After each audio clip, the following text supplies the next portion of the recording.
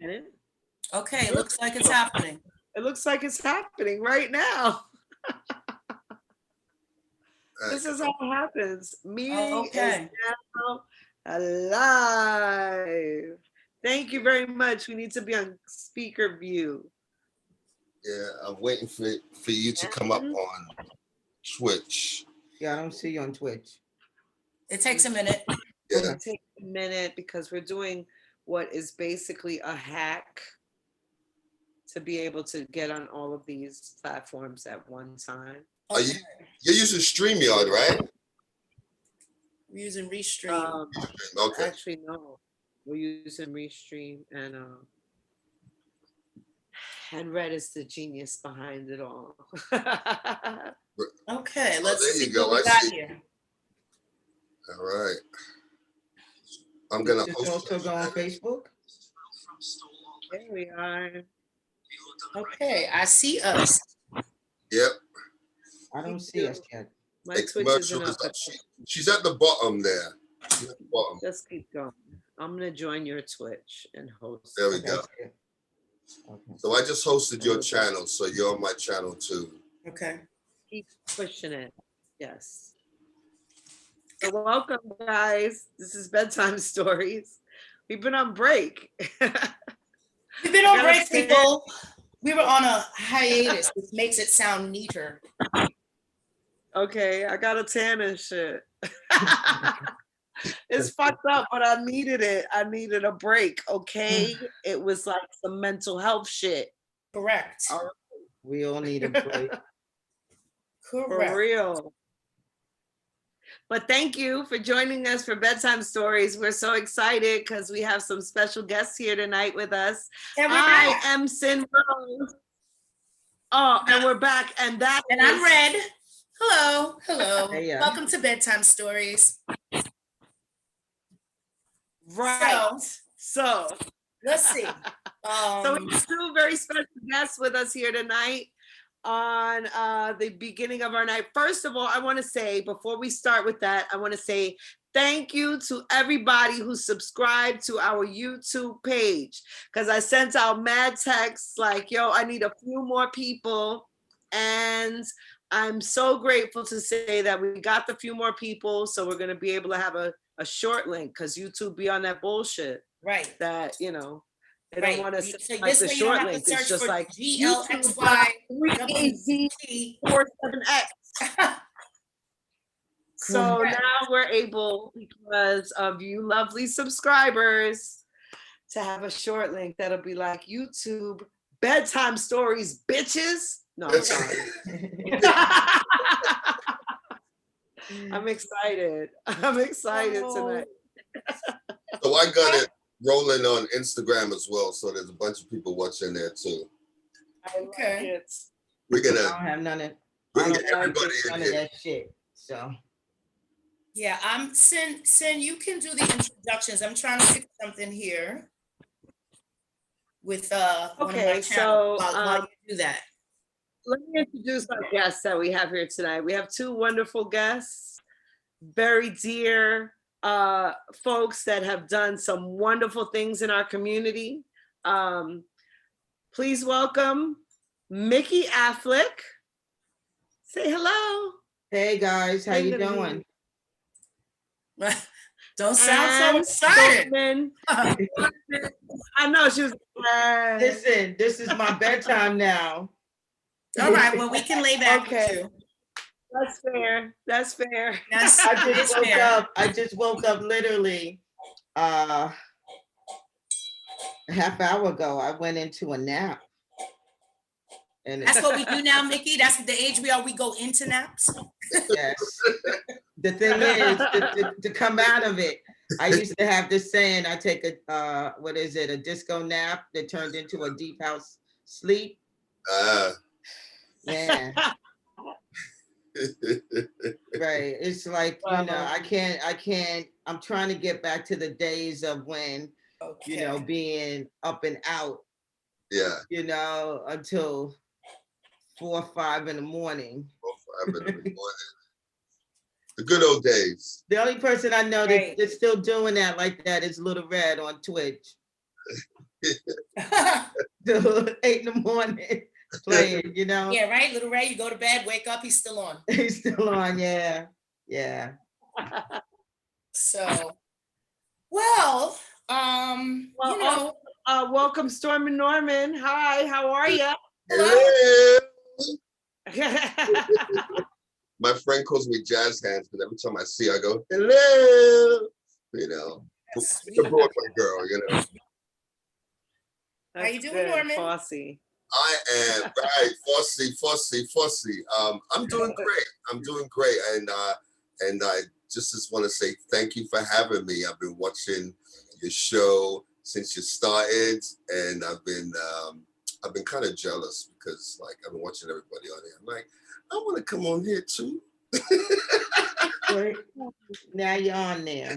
You know, I've had a couple of people ask me if they could come on, which was kind of like, who asked you? You know, just hold on. Yeah. Well, I didn't ask. I was just. I know you did not ask. I was Yeah. blessed. I was blessed by you guys. Thank you so much for having me here. Thank you. Awesome. And Mikki. Thank you. I said to Red, who am I gonna be on with? Because I don't like people. And I know Mikki. She didn't tell me. No, you can be shady. I got you, girl. I already know about you. No. To know me is to love me, right, Red? Correct. right. My I don't know little if there's sister, I any get it. middle. I can't stand people right now. I can't stand none of them. Every time I leave the house, I For can't everybody, stand I am on Instagram, on Zoom with Sin Rose and Redness and Mikki Afflick. Go and check out their channels. You can catch them. You'll catch the same thing right here, or you can go on Instagram on Twitch with their Redness parties. All right. I know. Are you doing a live commercial right now? I am bringing everybody to the party. I didn't get any wine. right. I'm just all messed up here. Like, I got my wine, Mikki. You know. all right, hold on. I'm gonna have to get something. Hold on. Get you some Go wine. on. No, I'm gonna get- in the okay, meantime, take your time. Why don't Little bar here? you I were get something at, like this. How about some of this? That's Oh, nice. I Is that love the coffee? All right. that's the coffee Patron. I'll get a little of this. How about that? Okay. I love I that. don't need a chaser with this. Okay. So Norman, why don't you tell the people who you are who don't know you? Okay. My name's Norman, Stormin Norman. Sorry, guys. I gotta get my dog. I do a party in Harlem called Sunday Sermon. Sorry. And it is a little bit of everything, a lot of house. Everything is classic. Everything is classic, and then we throw in a couple of new things here and there. But it's a party that started in 2008, and I remember when I had the idea, it was because I saw this African Day party in Morningside Park, and all the smiles and all the big faces, and I was like, I have to do a party here. And hence started with 25 people, and half of them were kids, my friends. We all had our kids, and now we're doing 10,000 people, and here we are now. So that's my story.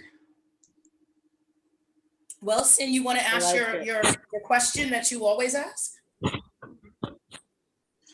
Yeah, sure. My question is always like, what turned you out? What is the thing that made you say, like, this is going to be a part of my life. I need this. This is a part of who I am. What was it? Like, what was that experience like?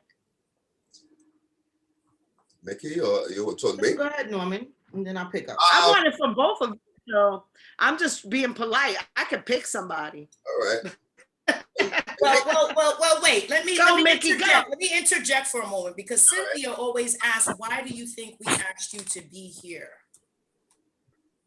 Oh, that question. I forgot. I'm sorry. I'm here. I'm here for you. I am here for you. Thanks. Right, you just don't want any. I know Red. Okay. I know Red. So Red's not going to just have anyone. You know, you got to be able to, I guess, bring a story or tell a story or be part of a story. You know, so for me, I started with the music scene since I was like 9 years old with my dad having an after hours spot. And then, before the garage, we used to do these, I used to go skating at Empire. I must have been I stopped doing it when I was 10. So I had to do it, I guess, from Grew like up in 7. Brooklyn. Yeah, raised in Brooklyn. And so like a lot of that early soul music I know from my dad's spot and Empire. We're talking about pre-disco. We're talking about soul leading up to disco, right? So then you go into the disco and without telling my age, and that's like high school years. And then from there, going to the Paradise Garage. And then at that time, it was like a lot going on, and it was a party every night of the week in New York. Every single night of the week, there was somewhere to go. I'm trying to think how it used to go. I think it was Melons on Thursday. It was Ozone on Friday. It was the Garage on Saturday for me, and then Better Days on Sunday, right? And then then when I got like I found the women, and it was like this like network, like that was a whole different world. I didn't even want to go to the garage once I found like the women. I actually stopped going. I don't need this. I would go where the women are. So it was always something going on every single night of the week. And we were just talking about it. Like, I don't know how we would like go to like say the Better Days on a Sunday and literally leave there with Bruce Forrest and T. Scott, but really like for me, Bruce, and just enough time to take a nap, not even sleep, take a nap, shower, and make it to work, And then later on, Tuesday became Tracks in New York. That was like the Black Night, because when Tracks opened up, it was kind of like white. So you would have like the soul night. And so do that on, I lost like good jobs, hanging out, getting thrown out from this music, man. So it's just ingrained in me, and then I left for like 25 years and then came back in, I think 2006, I think. So yeah. So since 2006, I'm back or 2005, I'm back on the house scene. You gonna tell the story of how we met, or should I? Yeah, why don't you tell the story of how we met? Well, I think I want to say it was the Winter Music Conference. I randomly got, and I obviously it's not so random now, a CD from Mikki. For me? Yep, it was either from you or wherever it came from. I think it was Paula. It led to you. It led to you. Okay. And it also was the label on it was not very clear. And me and my friend Sean came from the party, and we came back to my house, and we're here, it's like 5 o'clock, 6 o'clock in the morning. And we were listening to this CD, and we're like, this is pumping. This is pumping. And we're like, we should just call her right now. We should call this person because we didn't know who you were. So it was like, we should call this person right now and tell them. It's kind of like 6 o'clock in the morning. I said, but you know what? What DJ wouldn't want a 6 a.m. call to say, yo, we're listening right now and it's pumping. we dialed the number that was on the CD, and Mikki answered the phone. She answered the phone, and I was like, this is Red, and I just want you to know this is what's going on right now. We are here dancing, and we think that this is a great, this is great. And shortly after that, I booked Mikki to play Soulgasm, and we go from there. Red had the hottest party at that time. Now, I think it was Paula that turned you on to me, Paula Slade. Whichever it was a CD. But anybody that knows me knows that if you call me after 9 o'clock, it's a good chance you might get cursed out. I don't. Until 6 in the morning, right? And like I had left, I told you I had left 25 years ago. So Red told me the you know what it was, and I was like, wow, that's what DJs. But she had the hottest party. It didn't matter. Like DJs was like mad that she wasn't booking them to play this party. That's how you know you got something hot, right? It's not about the money. It's No, about wanting to do we that didn't have party. any money. You know what I'm saying? And I had heard her name and I had heard about the pumpkin parties, but she had a couple other parties going. I think Kitty Cat, Kitty Kitty Bang Bang. Choo Choo. I was gonna say Choo Choo Bang Bang. Kitty Kitty Bang Bang. Yeah, so she had a couple of things going on, you know? So I heard the music going on in the background and she was like, I said, okay. And she said it's on what night was that, Red? A Thursday night, I think it was. That was Wednesday night, Soulgasm. A Wednesday night. And I was still working, you know, in construction. I was like, man, how am I gonna do this? You know? And I said, well, I'll take the early slot. She said, you really want? I said, oh, that's all right. I'll take the early slot. And I still have one of those bills I told you. To this day, I still have it. One of those bills. Yeah, from the purse, you know, from get paid. To this day, I still have it. One of those bills. So I want to know what one of the people in the chat here on Twitch, you the best, wants to know what is the card in your hat? What card is it? Yes. Ask them what they think it is. What do you think it is? Well, you, It's the so queen. we'll see what they say. It's the queen of diamonds. One of the people in the chat here on Twitch, you the best, wants to know. One of us has to turn the volume down. Turn the volume down on whatever device they're playing. Okay, that's me then. What do you think it is? Second. It's the queen. We'll see what they say. It's the queen of diamonds. One of the people in the chat here on Twitch, you the best, wants to know. One of us has to turn the volume down. Turn the volume down. I got a serious delay. Yeah, so so that was it, Red. You know, also being both of you being, you know, female promoters, you know, male dominated field.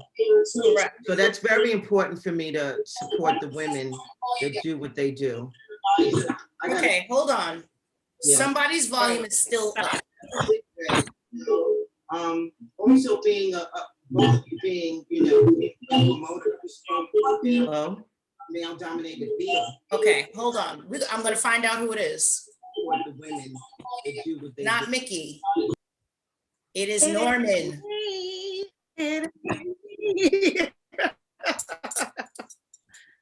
Mikki, unmute yourself. Norman. And now Norman, unmute yourself. Unmute yourself. Norman, unmute yourself. We can't hear you because you're muted. Ladies and gentlemen, there we go. Unmute yourself. Right. Okay, that's better. Right. Unmute yourself. See? Okay, sometimes it's Well, happens. me. Ladies and gentlemen, this is live. This is live.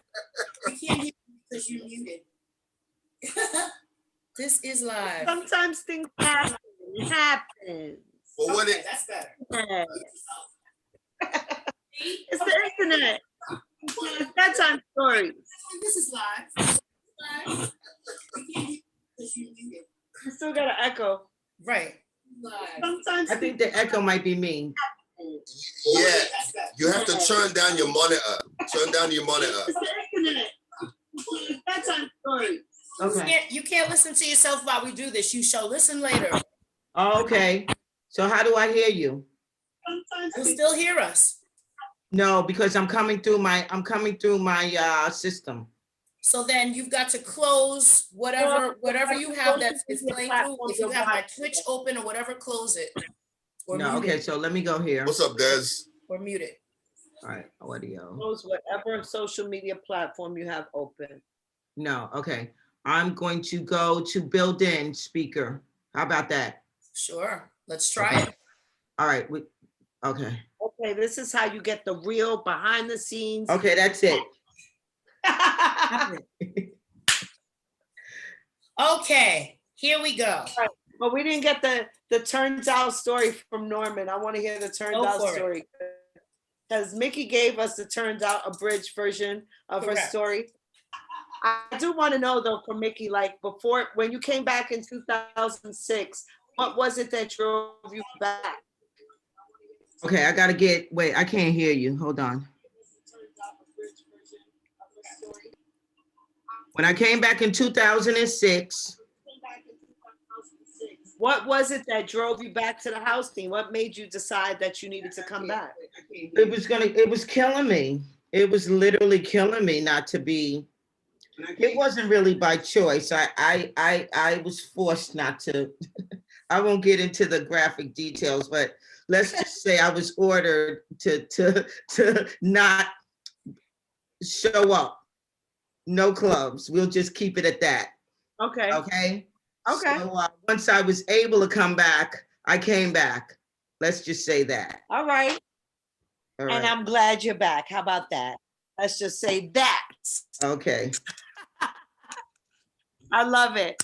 All right. So Norman, what turned you out? What turned you out? Was it a song? For me, it was that song, Donnie, the It. You know that song? Da, da, da, da, da, da, da, da. All right, let me just Yeah, unmute myself. I had it on the tape, and when I heard it in the system, I was like, "Oh my God, that's it! I need to be here." Okay.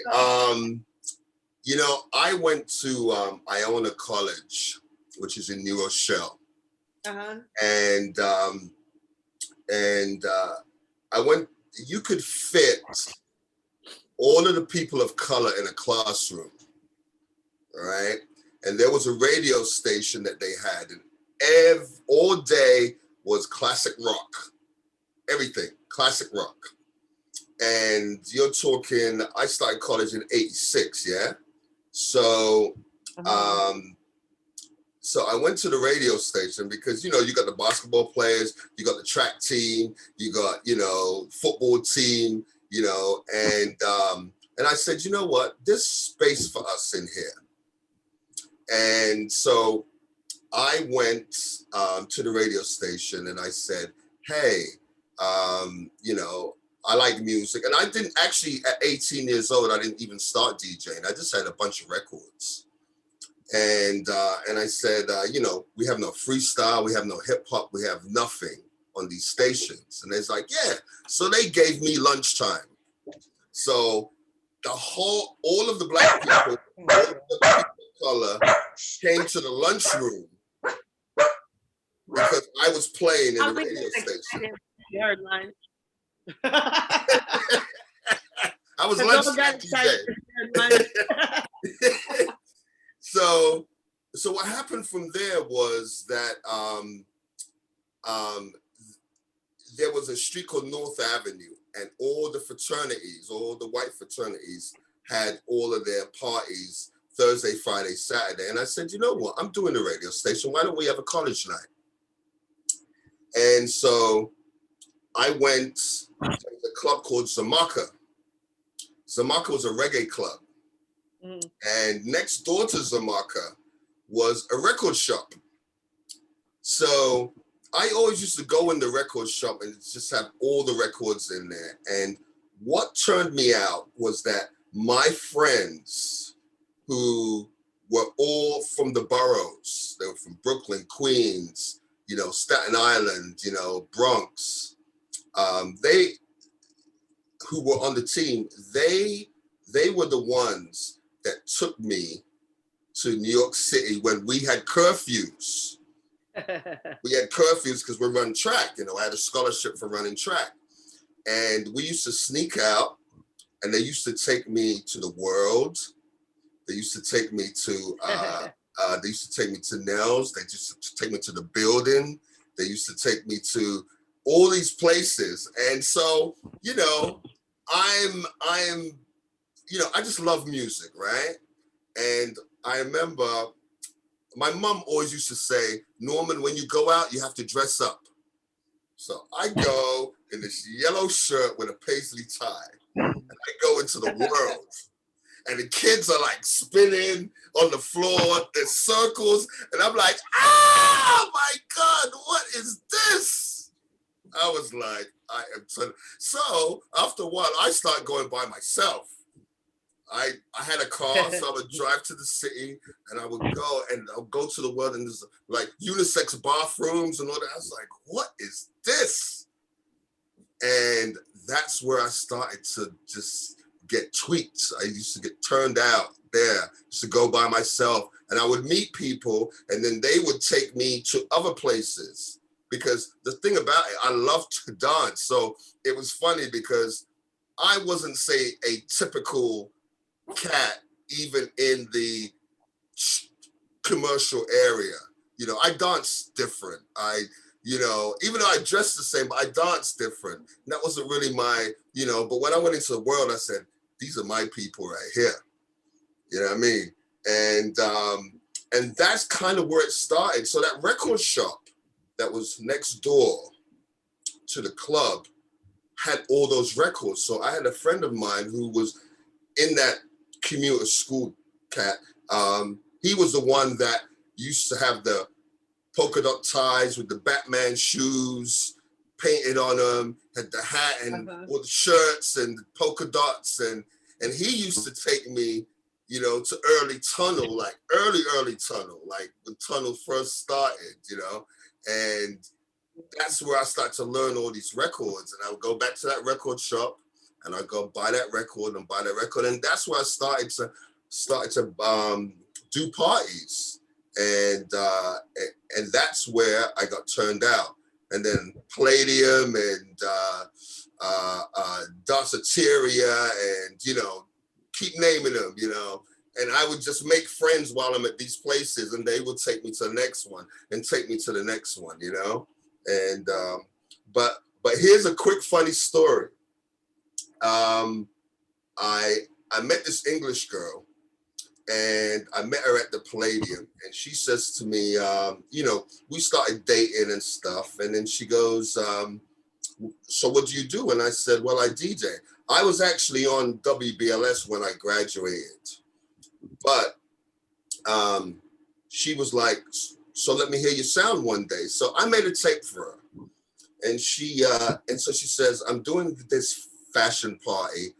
What is the name of the spot on 6th Avenue, like 17th Street on the underground? No, on 6th Avenue, about 16th, 17th Street. And you walked in and then you can go upstairs. Limelight? No, on 6th Avenue. On 6th Avenue. Limelight was 20th. It'll come to me in a second, but that was one of the little hot spots where sort of all the big DJs kind of played. It was kind of the fashiony spot too. And so I played for her.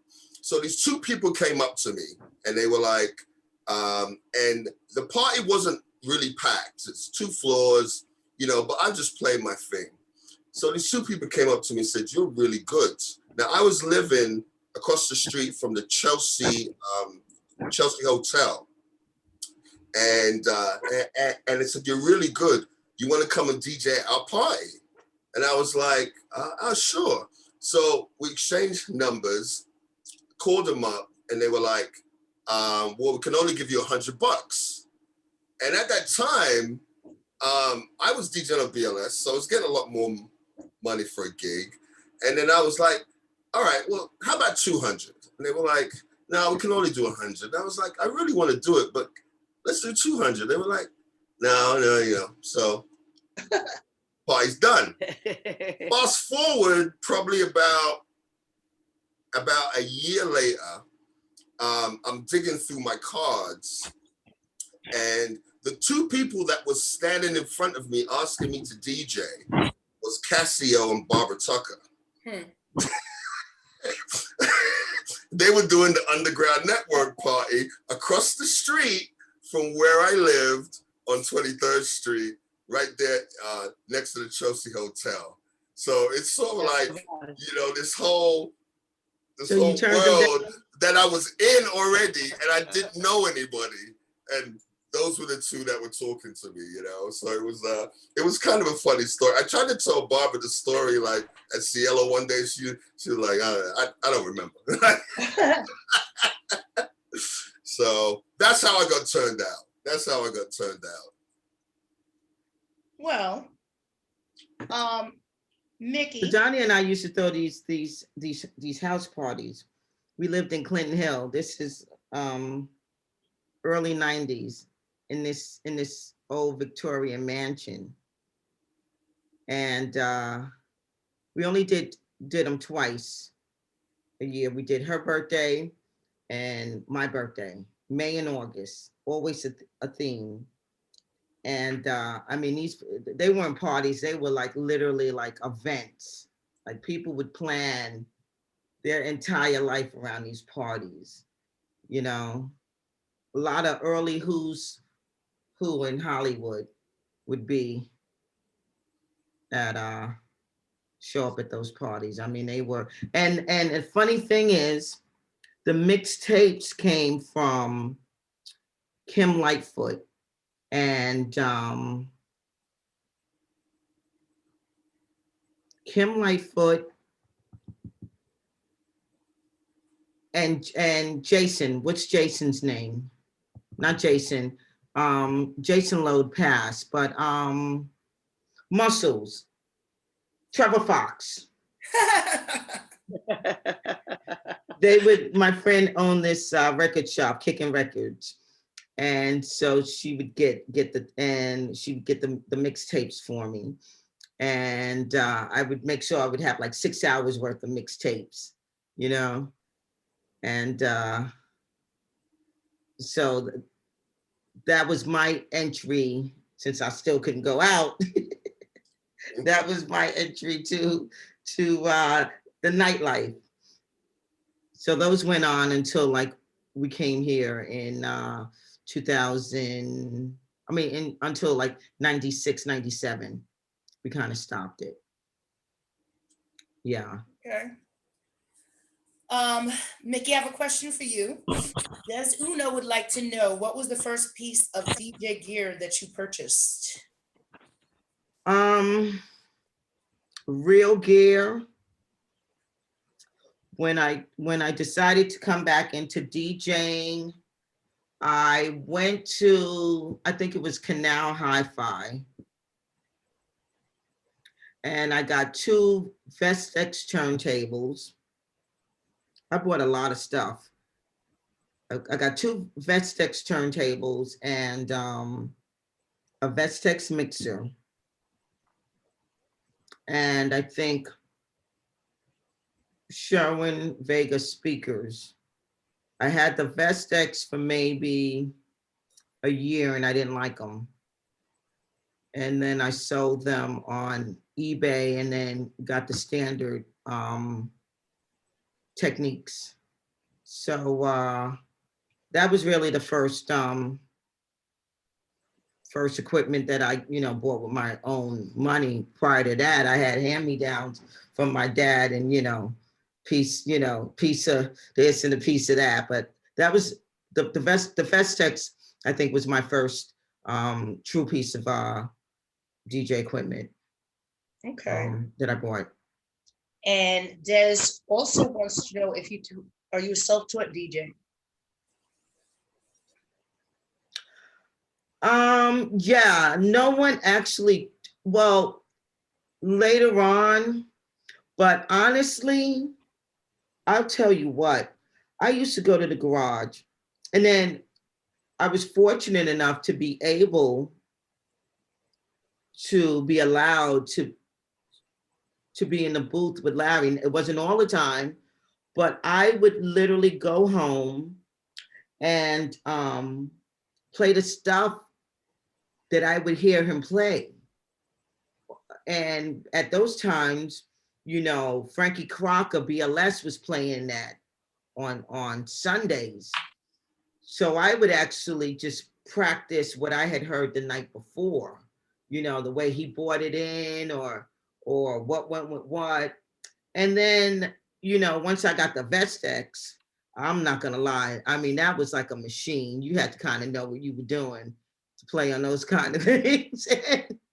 I didn't have the patience. I'll tell you, you really, you know, vinyl is really about patience. And I think that's the one thing that you really connect as a DJ with the music. You truly become one. You know, I mean, you cannot miss a beat, because if you do, we're all gonna know it, you know? Um, but so then I had my best friend who was Nini's husband, John. and John Giuliano. I know him from Pino as a kid, but every Sunday he would come over, and he would just sit back. All right, let me hear what you got, you know. And he wouldn't even say anything. And then, you know, I was like, how did I do? And he was like, one day he was like, man, come on, we're dancing. You gotta come on. I mean, because this guy, he was badass. Like he was an amazing DJ. And literally a month before he died, he came over, and just one day it just all like really, I mean, I was good. Guys used to say I was good, but I wasn't like good like him. I wanted to be, he was my standard. I mean, he was like really, I'm not even gonna lie, he was the standard that I wanted. I measured, not even Larry, because people talk about Larry. Larry, to me, really wasn't a mixologist. He just had it all, the club, and, you know, so all of that made Larry great, and the ear that he had. But as far as really being a amazing, great DJ, he was okay. But Hassan Pino, that he was who I had, he was my bar.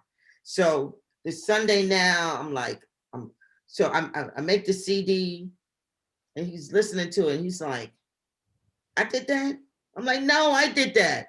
He's like, kid, I think you got it, kid. You ready? We're gonna do this. And so he came by that Sunday, and man, I was in there riding, you know, because he was all about the ride. And I was riding this record and in and out, and, you know, he was like, you're ready. And then he died like 3 weeks later. And man, it crushed me. Like I went back into my hole again. You know, I was like, man, how could, you know, I meet him after not seeing him, you know, since our early childhood years. And then I felt like so cheated, you know. But the funny thing is that in my kitchen, we would always have these talks. Because he was at the ozone layer, you know, and he kind of started with David Morales, and we would always have these talks about David Morales. And I had a lot of anger because I had missed my calling early on. You know, I always felt like I was going to be part of Death, you know, Death Mix. And you know, I got thrown out from partying, and just kind of my whole life shifted. So I had a lot of that kind of anger, but he was definitely my standard. And to answer your question, the 3 weeks prior to his death, that was my teaching. So everything that I do, I kind of, he's always like here. He's my standard of when I'm playing for his approval. And there are times that I play that I actually feel, I'm like, he's like, that's it, kid. Tear their ass up. That was his line. Tear their ass up. So, you know, I have that spirit of him with me. I'd be like, tear my ass up. He used to tear some ass up, let me tell you. Norman. Yes, my darling. Des would like to know, she said you won BLS, right? Right. He wanted to know, how did you get that job? So coming out of college, I went straight to acting school. And I was doing like Chekhov and Shakespeare and Neil Simon and all that stuff, you know? And I went home to my parents' house in Stamford, Connecticut. And my mom, my mom had a very young spirit. She'll crack jokes with the young kids. All my friends love my mom and my dad. But my mom, she'll go to like, she was a secretary at this PR firm called, I forgot what it was called, but they were the designers of the Merrill Lynch ball that you see down on Wall Street. And so she used to take her friends, they used to go to little happy hour after work. So one day she calls me up and she says, Norm, there's this club called Tipton's inside the hotel. And the DJs are pretty good, but I know you're a lot better. Like moms would always say, you know what I mean? So she said, and I hadn't I hadn't started DJing in Manhattan yet. I got hired to do like little bars and things like that. And so, so I went by, and now I lived in Westchester, which is New York, which is a 4 o'clock closing. Connecticut is a 1 o'clock closing. So we're playing from 9:10 to 4 in the morning. So I go in and I said, well, my mom said, there's this, and so the guy says, his name was Tipton, and he says, all right, come in on Saturday night and I give you a chance. And he says, you're going to start at 10, and then so you're going to play from 10 to 11. All right, because in Connecticut, Saturday night the clubs close at 2, so they have the primetime DJs. So I was like, all right. So I came in, and I hit 11 o'clock, and the DJ there, he was like looking over my shoulder the whole time. He was looking over, and the place was rocking. So I'm playing radio music. I'm playing hip hop. I'm playing R&B. I'm playing house music. I'm playing everything. I mean, that's kind of the cloth that we all came from. We play everything, you know what I mean? And so it hits 12 o'clock, and I'm like looking at the DJ like, you can come on. And so he goes, I can't come after that. And so I played all the way to the end. So the owner comes up to me and says, you want to do Saturday nights? I was like, all right. So fast forward, he wants to know more about me. I said, I played up at school and stuff. And when you talk to people from Connecticut, you cross that border at Portchester, everything is New York, So the Bronx, Portchester, Rye, Mamaroneck, everything is New York City. It's it's not. So so he always said, well, you're from New York, you're from. And I'm like, I went to school in New Rochelle, you know what I mean?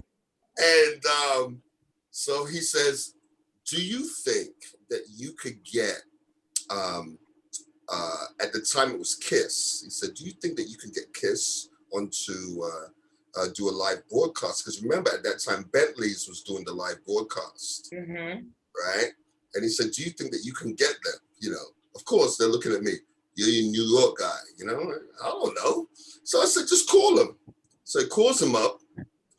They get a live broadcast coming from Kiss. The guy was Jonathan Donker, his name was. And so the live broadcast went from 10 to 12, and then the next live broadcast went to Bentley's from 12 and on. And so I would open for Jonathan Donker. So I'm playing, boom, boom, boom. And then Kiss and Tipton's had a falling out, and he went to BLS. So BLS comes. So that's Super DJ Peter Parker. So I'm opening up for Super DJ Peter Parker. Then broadcast comes on, he does his thing. And then this started happening over about 4 months. And me and Peter just was, I'm from London, but my family is Jamaican. And so me and him, his family is, from Yard too. And we just started hitting it off. So we would just always crack jokes. And then one day the program director came in. And so Peter, during his 2-hour slot, he would say, you know what, I'm not gonna play the 2 hours, you played the reggae. So I was really proficient at reggae at that time. So he would play, then I'll play the reggae, and then he'll go back to the hip hop, etc. So one day the program director, the club is closed, he goes to me, you wanna play on WBLS? And I was like, sure, and he was like, all right, come to my office on Monday. So I went to the office, he laid it all out for me. And then he says, all right, so we're gonna have all the DJs on the station. So at the time, John Robinson was at 12. And then Jonathan Donker. And then it was me. And then at 8 o'clock was DJ Premier. So I was like, all right, cool. So what happened was they said, they did these parties, radio parties. And it's like, I know all of you are gonna play. So my first gig was at The Shadow on 28th Street. The Shadow. The Shadow. And all of us played, Joey. right? So all of us played one after the other. And so I just stuck to the reggae. So we break it up. So Jonathan was more R&B. Peter Parker was more, battle hip hop. Premier was, just what Premier is. And so ends up, they hired Grandmaster Flash. So Grandmaster Flash used to come, and while I was playing reggae, he was another one that was looking over my shoulder. What is that? What is that? What is that? And so on the first day of the radio show, of my show, they create this thing called the Thunderstorm. So the program director, he had us all in this, I'm gonna create this thing called the Thunderstorm, and it's like, we're gonna mix in the middle of the day. I was like, mix in the middle of the day? It's like, nobody's doing that. He's like, yeah, it's a new thing. I have this idea, this great idea. The midday mix. Right. Outside of noon, but there was no mixing during the day. It was really kept for clubs and late night, Friday and Saturday, right? And it was called the Thunderstorm. It had nothing to do with me. It was just like, it's the Thunderstorm. It's the Thunderstorm, and then DJ Stone Norman or whatever. And so my first day was from 3 to 5. Grandmaster Flash was after me. And so he goes, so Grandmaster Flash comes in, because we've been doing all these club parties, and then Grandmaster Flash, he comes in, so he's talking to me while I'm putting on my needles, and like, all right. And so I'm kind of doing R&B / sort of classics kind of move, and Grandmaster Flash goes, Geronimo was the air personality. So Geronimo goes 30 seconds. So I'm already, I'm just like, just making sure everything is, smooth, lick the needles, everything, boom, boom, boom. And then Grandmaster Flash goes, yo, good luck today. You got 10 million people listening to you, all right? Good luck. And he walks out the door.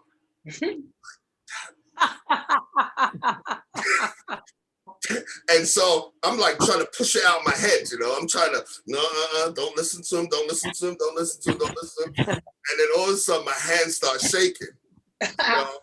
My hand starts, and I'm shaking. And I was just like, so that was my introduction to WBLS, or as a whole, my first day, Grandmaster Flash. I always wanted to play WBLS. Yeah. And when they change formats, because BLS and KISS, they competed against each other, right? So when Ms bought Kiss and they opened Hot 97, instead of BLS staying where they were, R&B, contemporary, and a little bit of everything, they moved to Kiss. So what happened, Frankie Crocker came in and did R&B classics. So they fired Premier, they fired Peter Parker, then John Robinson, he was on contract. And so I was the last one left because I was the only one that played anything outside of hip hop and R&B. I was playing classics and I could play house music. And so they ended up firing me. And then Frankie came in, and then I made a mix for Frankie, like just all classic stuff. James Brown, all of that, just a little 10, 15 minute hot mix, you know what I mean? So I call up the front, I said, hey, I'm here to see Frankie. Now everybody knows me in there. So they take me in the office, Frankie's sitting there. Who's sitting next to Frankie but Timmy Reddisford? And so I'm like, so Frankie's like, so what can I do for you? And I was like, well, I was one of the previous jocks.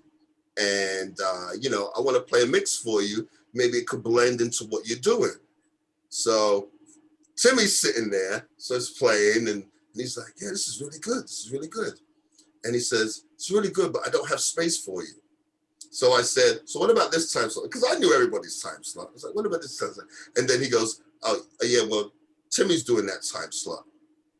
I was just like, all right. And I walked out there. I was like, so that was kind of the end of my BLS days. It was just sort of, I did a couple years, boom, and then Frankie came in, and that was my BLS time. And then I don't even know if Timmy did end up doing BLS, but He did. He did. Yeah. Mm-hmm. So that's the story. That's a story. That's a good story. That was a story. But for New York, that's legendary. That is, that is one to have on your resume. Mm-hmm. I actually didn't make it to the garage because I was actually going to clubs when my friends were taking me, but they didn't take me to the garage, so I didn't even know about the garage until it closed. So it's funny because when Timmy was doing Shelter stuff, he's standing right in front of me, had no clue who he was. So it's like I was going to the parties, and then one day it dawned on me, I kind of connected the dots. I was like, that's the guy that I said hello to. They took your job, right? That's the guy that took my job. Right?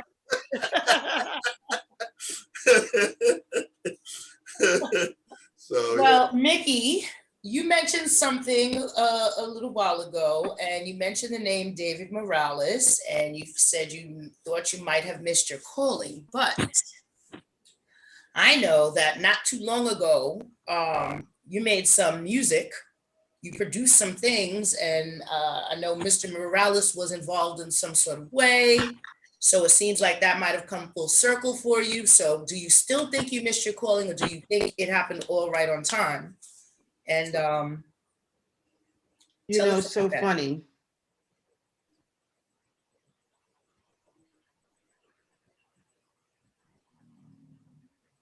A few days ago, I was writing this in this room, and I was thinking about my whole life literally coming full circle. And it wasn't until maybe 2 or 3 years ago that I told David about that, because I never wanted, like, I'm like funny. I never want anyone to do anything for me to kind of say I did this, or I, got here because of so-and-so. I always kind of wanted to pull my own weight. And so when I came out with my production, my second EP, I had this track. It was called Freeing My Soul. and it was dedicated to John. Now the original was hard. It was like a hard banging beat, but because it was a tribute, I totally changed it and softened it up. And so on there, I said, this is for my childhood friend, John Giuliano Jr., Pino. I know that you would have wanted it harder, but this is my dedication to you. Mhm. And Hector Romero sent me a long letter. I could tell you 2 people that actually wrote me a letter. One of them, I don't know if she's still in there, but Kat Alea is one of them. Mhm. And Hector said to me, I was reading the back of I was reading your linear notes, and I saw John's name, his family, and then I sent him and I kind of told him about me missing my calling. You know, we're talking, this might have been in 2009. So I'm on Facebook in one of my rants one day. I used to have them. I don't do them anymore. But I was angry because like I had this tune out, and that was the first time I was able to make some real bread, you know? And then they bootlegged it off of Bandcamp. And I was like, yo, I want to get on a plane and find out who had bootlegged I was like angry about this. And so David sent me a message through Messenger, and he's like, don't worry about that. It happens to everyone, blah, blah, blah. And so we start up this conversation. And the spirit just said, just let him know. And I typed them and I said, you know, blah, blah, blah, many a nights in my, and so I bring up John's name. He goes, what? And I start telling him stuff that only I would know. Right. Right. And so we developed this friendship. And so it went on, and then I have to say this. So we would talk periodically, but one year I got slighted that I had Dreamcatcher. I had some really, really good tunes, but I had some like beef with one of the dudes from Track Source. Oh man, I didn't mean to say their name, but it don't matter. And so I'm looking on the list, and they got like all these. I'm like, who are these people? I literally go and I'm like, what tune did these people have, right? And so I type in the name, and then I see where they were like, they had one song that like no one charted in like a deep category and techno. I'm like, yo, this is some BS. Like, how'd they forget me? So I do this rant on Facebook. Like it was just a good one. It started out as a rant, but then like halfway through, I was like,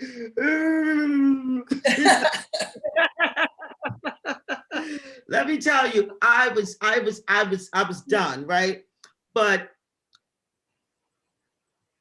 fast forward, I knew it was David so David gives me a call. He's like, honey, listen, I've been there. I've been where you are. You know, I've been there. Let me tell you, if I could have gotten on a plane another time, if I could have gotten on a plane, I was literally going to get on a plane and find this guy in Italy. Danielle, like, get a grip. Because just a couple of days before, she said to me, what are you doing with your life? I said, what do you mean what I'm doing? I'm retired, I'm producing, I'm good, what's the problem? She was like, you need to get a job. I'm like, a job? I just retired for a job. What are you telling me? Get a job. So, right, so I said, so I had a good year. I know I'm gonna make the list. I had a real good year. So then the list comes out. Man, I felt like a loser, right? So he calls me up and he gives me this talk. Did it help? No, because I already told you, you know, I felt like a loser, right?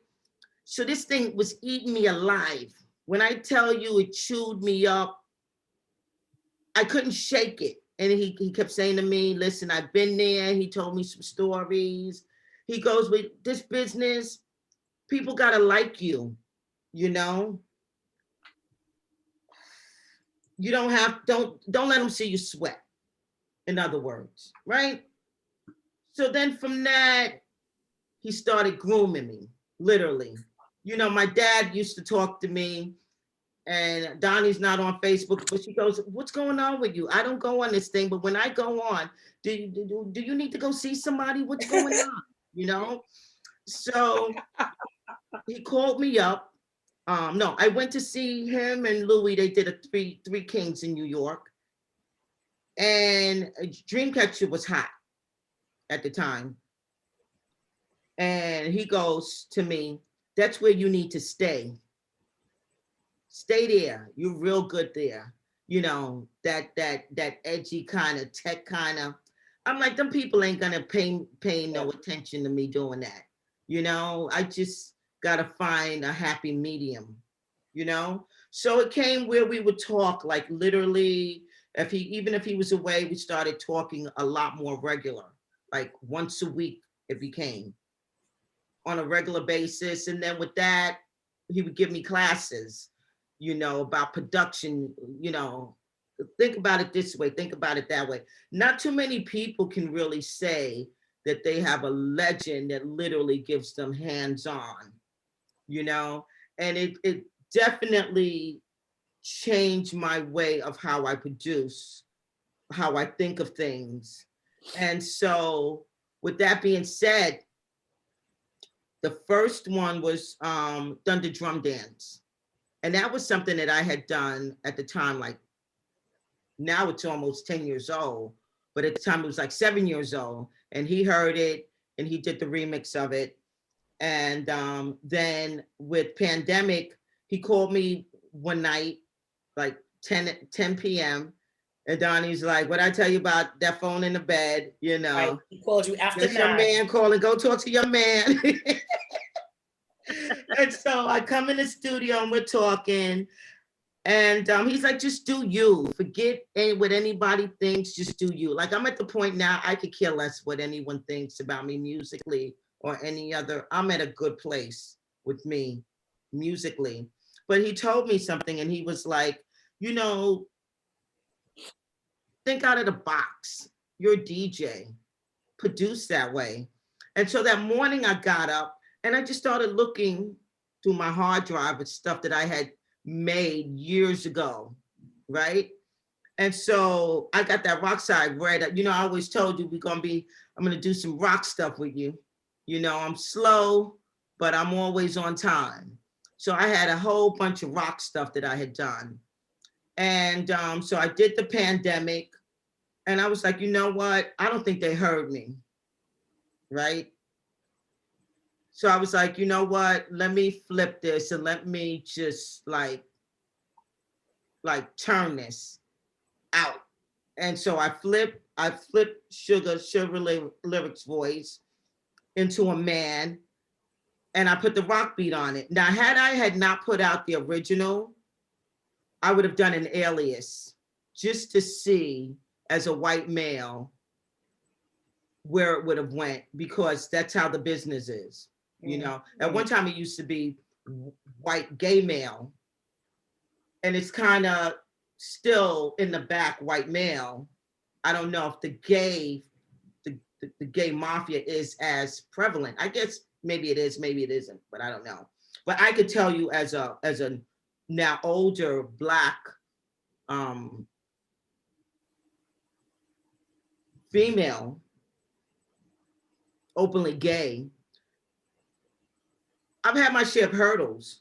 I don't try to use that as a handicap, but I know that have things been a little differently, things would be differently. It would be different, you know? So he was like, yo, so when I send music, I don't ask anyone's opinion. I don't care if you like it or not. Here, you like it, you play it. So I only sent it to 2 people, him and Louis. And so I'm watching Louis Lockdown, and he plays early one of my tracks. So I'm on the phone with Sugar, and I'm like, well, Sugar, he already played it. So I don't think it's gonna be in this mix, because he already played one earlier. And so I hear it coming in, and I'm like, wow, and he was like grooving to it. I was like, wow, okay, he gets it. Because I was like, this ain't for everybody, right? So the following week, oh no, that same week, I'm watching David on his Sunday Mass, and then it comes on, and he's like grooving to it. He's like, yo, this is something funky, fresh from Mikki Afflick, man. This is what I'm talking about, some new, fresh stuff. I'm like, wow, But the first person ever heard it, like, the instrumental was Boy Jarvis 10 years ago. And Boy was like, Mick, just do you. And he told me that now, which is like maybe 12 years ago, And after David played it, the following day he called me and he was like, send me the parts. And he did it in one day. And I mean, the love that I have for that man, I'm not trusting of people, but to have someone that just unconditional, and he was like, here, unconditional. And what that's taught me is to give back in some small way. You have to give back, Right. Like even when I want to say no to certain things and I've said no, I come back and now I have that story because someone gave, so in order to give, in order to receive, you have to give, so I'm at a point now that I'm working on an album, and I think that once I'm done with that, I'm kind of, that chapter is going to come to a close, music wise. I'm not going to be done, but that's going to come to a close. You say that, we'll see. Right. That, we go where life takes us. Sometimes, we think that something may be planned out a certain way. No, you can't plan it. And in our head, it's gonna go this way, and then something happens, and all of a sudden we're in another with the youth. I'm feeling like I have a calling. I have a purpose. It might still be through music, but sometimes in life we have to face our own. It's a hard thing because I had a birthday a couple years ago, and it was like a rude awakening. I have to be honest. Men can grow older in this business. They can be fat. They can be bald. They don't have to be very attractive, and they are not held to the same standard as women. I have to be honest about that. With all the women talk about things, injustices of women. There's still a hierarchy of the women.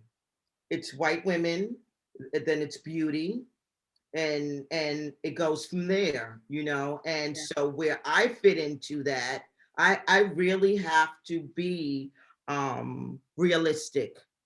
I came back at a late start, and I don't want to be one of those people that what happens sometimes is time catches up to you, so it's okay aging gracefully and being behind the scenes. And that's probably where I'll be. I'm going to get into more producing artists because I really like being in the back more than the front. So that I think that's where I'm going to be, more in the background doing that, and not just limiting myself into one specific genre of music, being more broad, showing, that I do hip hop, I do R&B, that kind of stuff. So. Nice. Well, I'm excited for all of it. How about that? Right.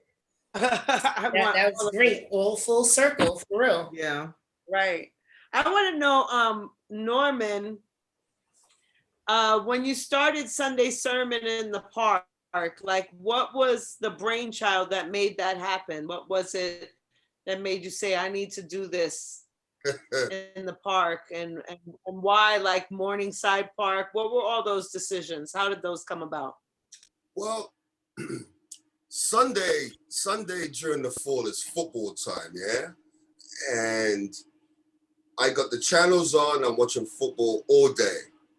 So my ex, she's a very sort of, she likes to take long walks and things like that.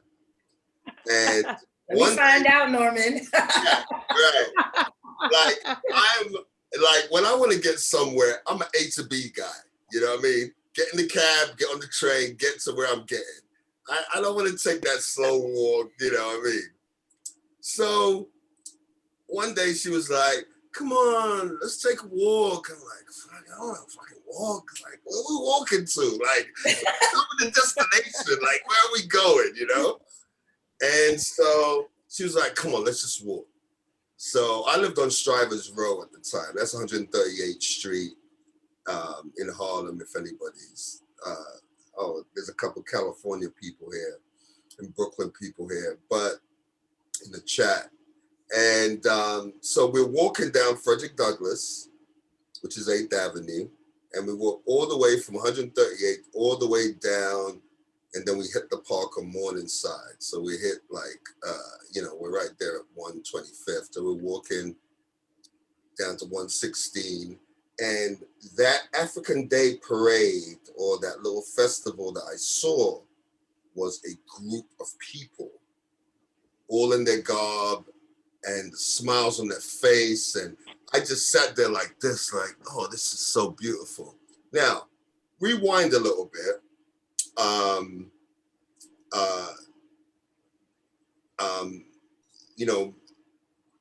Early 90s, BLS, after BLS ended, I started to get hired to do other clubs.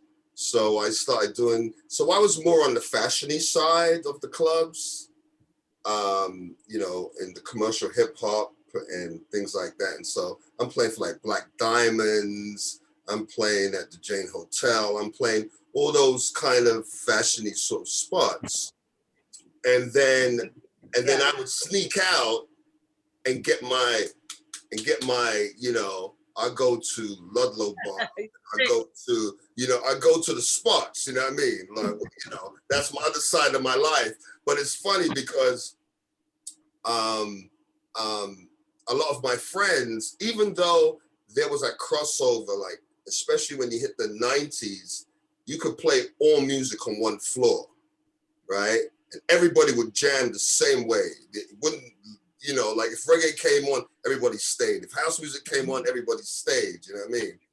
But when it starts to hit like mid-90s, when you're playing house and you're separating it, especially with reggae, because coming from, a Jamaican background, we would go in, and even though reggae became commercial in the 90s, we would play that next track. So we'll play like 6 tracks in the same rhythm, you know what I mean?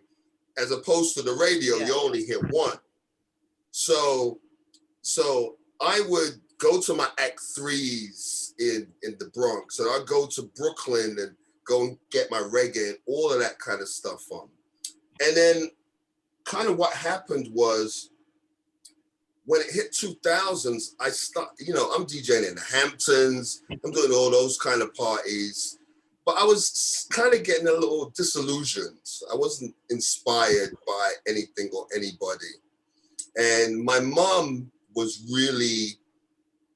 she lived in Connecticut. My mom on a Sunday would have 4 newspapers in front of her, New York Times, Connecticut paper. She was reading, she said, you know what? You should go into real estate. Right? This was like 99. So you should go into real estate. Lots of opportunity. You live in Harlem, go be a broker, go and do something, go make some money. This should be. And she kept hammering that in my head. And then finally, as I started to lose the love a little bit, I said, you know what? I'm gonna pack up all my records, packed them up, little 13 by 13 boxes, all of them, packed them all up in this room, to the ceiling, probably about 15 deep, all my equipment. I said, I'm gonna be a real estate broker. So I said, all right. So I started doing real estate. And fast forward to about 2006, I came in, had my suit and tie on, tie was half off, you know, a long day at the office, you know, kind of thing. And then I walked into the room where my records were, and half of the towers, floor to ceiling, had fallen down.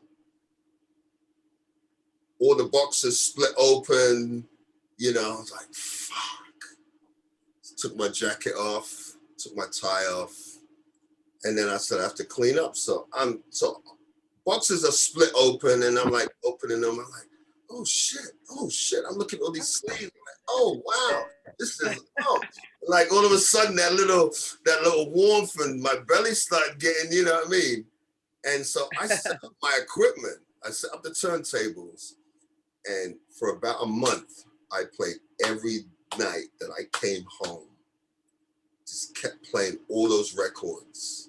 And I said, I want to do this again, because I had done the tours, I had been overseas and all of that. And I said, I have to find some way to play music again, but not be in the nightly grind as I used to be, because trust me, that 97 through 2000, there's a lot of partying going on. You know what I mean? It was heavy, you know, from the second, like when I started DJing, I didn't even drink. I probably would have a drink at 1 a.m. after I started from 10. Just have a little sip. And it would probably be a cranberry juice. By the time I got to 2000s, it was a whole nother game. You know, kneeling down in the DJ, you know, just to get it rocking. You know what I mean? You know, you know. All right, can you bring me a cocktail here to the DJ booth? It was a whole different game, you know? And so for me, I didn't want to get back into the nightly grind of that, because I didn't want to start doing that stuff again and all that. And so that's when the girlfriend told me to take a walk. And when I saw that party, that little gathering, I was like, I remember those smiles. I remember that energy. I remember that thing that when I played music, that smile and the energy and the happiness that I used to love. And so my boy Be Nice and Siobhan, they used to take me to Brooklyn, because Brooklyn had a very assortment of different parties. So Ray Hands and those kind of parties, those love parties and things like that. It took me to Soul Summit. They used to take me to Jelly Bean over in Queens. And I was like, I have to do this. And it's funny because it was at Soul Summit, I saw all of these people from Harlem there. And it's like, and so we would always talk about when we were going to get on the train to go back to Harlem. And I was like, Harlem needs some love too. You know what I mean? And I was like, let me start this. And it all kind of coincided with that walk. And so a friend of mine, Vince, he was in banking, and he says, you know what you should do? Do it above the pond. Like, so it's for us. It's just for us, because that's kind of secluded and nobody really knows where that is. So we walked up the steps into the, it's like, well, this is kind of cool. And I remember I just brought those turntables and DJ Kosi, you know, like, because it was sort of like, well, you know what? Let me get Harlem DJs. Kosi lived in Harlem. Cool Marv lived in Harlem. And that's how it started. And then as I thought about it more, I was like, you know, and this was sort of in my political mind, which I didn't really know, but I've learned a lot of lessons as it went on the way. I said, you know what? We can do this for the community, you know, for the community of Harlemites that are up here. And I said, why don't I try to talk to some shops and vendors and things like that, because we have to pay for stuff. So how about if I ask them a couple of dollars and they can set up their things? And it was just really about paying for things. That was just the whole reason why. And I said, you know what, I could actually really bring people in and so that ultimately sort of how it started. And then I started naming the days. Like we had Small Business Day, and we had Health and Wellness Day, and we had Girls Mentor Day. We had Beverly Bond from Black Girls Rock come and DJ. We had Pete Rock come and DJ. Then we had Tommy Bones. Actually, MKL, rewind to college, when I was doing that college party, my friends told me you should go to the SUNY schools and promote there. And I was like, all right, well, I don't know SUNY schools, because you have to remember, I've only been in the country but 4 years at that point. You know what I mean? So I didn't really know the university way per se. So they took me to SUNY Purchase, and they said there's a party there on a Monday night. And there was this guy named DJ MKL DJ. And I went up to him and I said, hey, you want to come and DJ at my college party in New Rochelle? He's like, sure. So he comes, DJs at my college party. I come and DJ at his college party. That's how I met MKL. So it then sort of built in terms of Sunday Sermon, like it was sort of that idea. You keep bringing in people and it was more about the music, actually. It was more about different styles. It was about our time, because all of us as promoters and DJs, we were at that age that we all had children.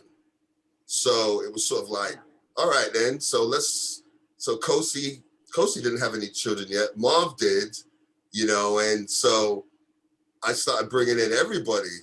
So Kervin Mark, who else played? Kamala. I just kept bringing in just different styles of everybody. And because Harlem is different than Brooklyn in terms of house music, like in terms of like Soul Summit. Soul Summit is brum, brum, brum. It's a you go in there, it's a as someone says to me, you go to Soul Summit, it's a contact sport. You go it's a contact sport at Soul Summit. Harlem, it's a little more social.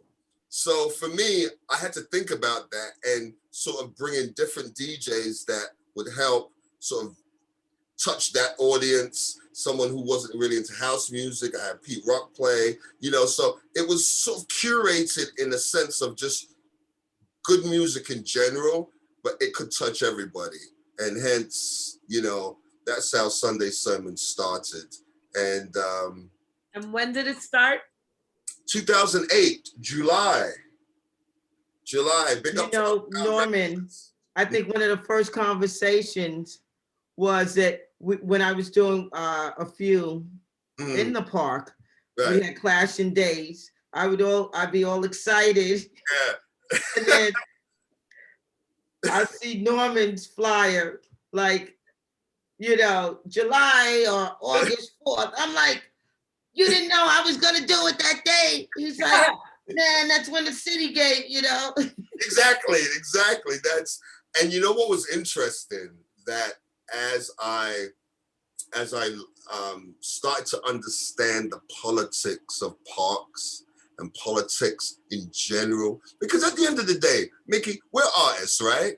We just want to put a party on, everybody love, smoke some weed, whatever. Just everybody just love, you know what I mean? But what happened is what I realized, because they started to cut our dates, like Soul Summit. And Soul Summit had been going on at least 8-9 years before we even started. And what I had to learn was it's the same parks department. Right. Same Exactly. parks department. Right. You had to learn the parks department. You had to learn who the politicians are. And, That's the key. you know, and as much as we don't want to deal with the rubbish, we don't want to deal with the bullshit, you know, if it's your thing, you have to sort of step into it and say, okay, let me understand how this works. And then, you know, we were having 8 days of summer, and then as it got more popular and popular and popular, you know, we came down to one basically 6 years later, we were down to one. But ultimately, you know, I do it because I love it. I don't do it for nothing more than that. And personally, I wasn't even wanting to DJ, you know, but everybody's like, no, come a DJ, come on. I'm like, I don't want to DJ. I just want to put this thing together. You know what I mean? And they're like, you know, and then I got hired at Red Rooster, and then I'm playing at Red Rooster, and, you know, but that's sort of how the world works.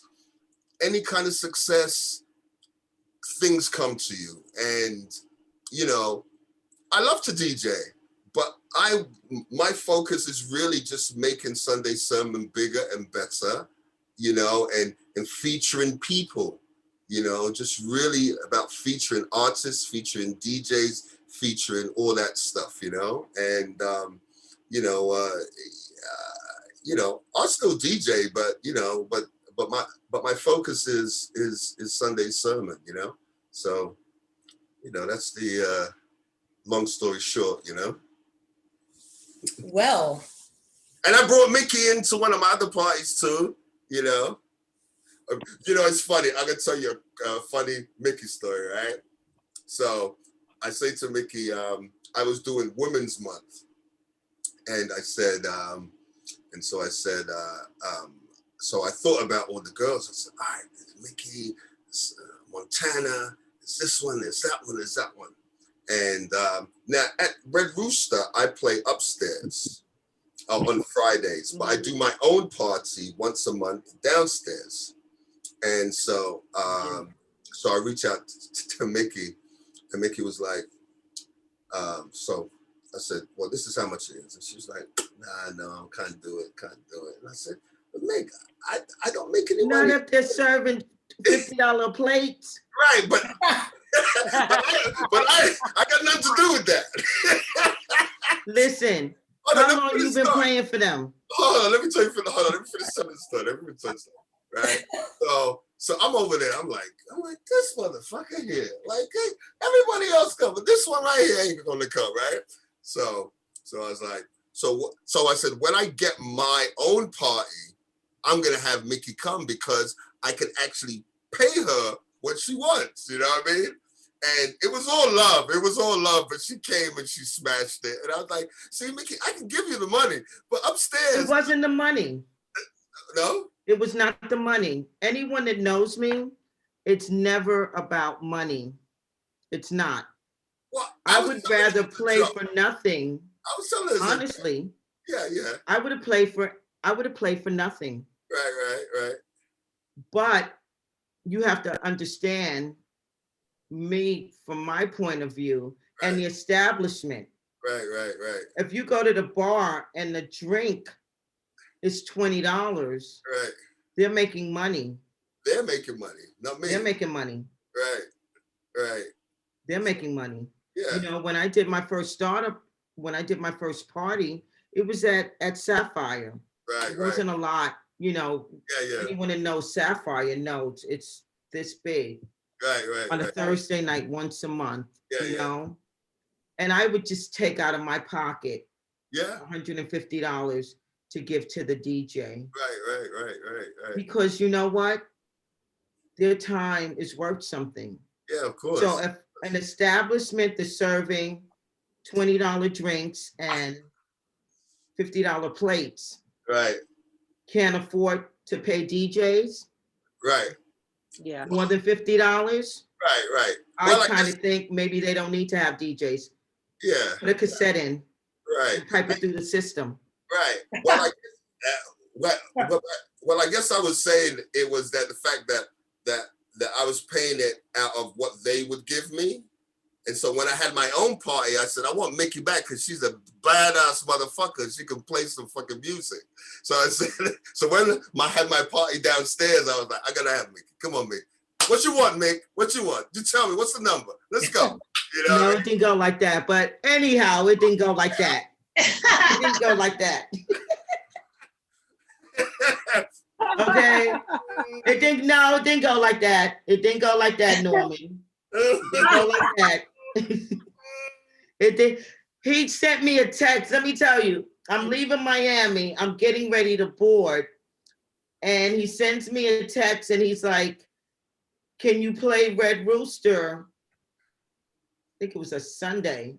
Whatever it was like a Friday. So I was actually like, literally, they're like, you know, pre-boarding.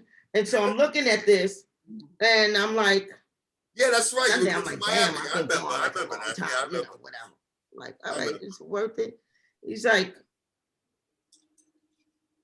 $50. I'm like, $50, Red Rooster. No way, Mikki. Come on. Come on. Come on, Mikki. Stop. Come on, Mikki. I love you, but you know that wasn't. They know. I was like, I'm gonna miss my flight. I'll text you when I get back. I'm boarding.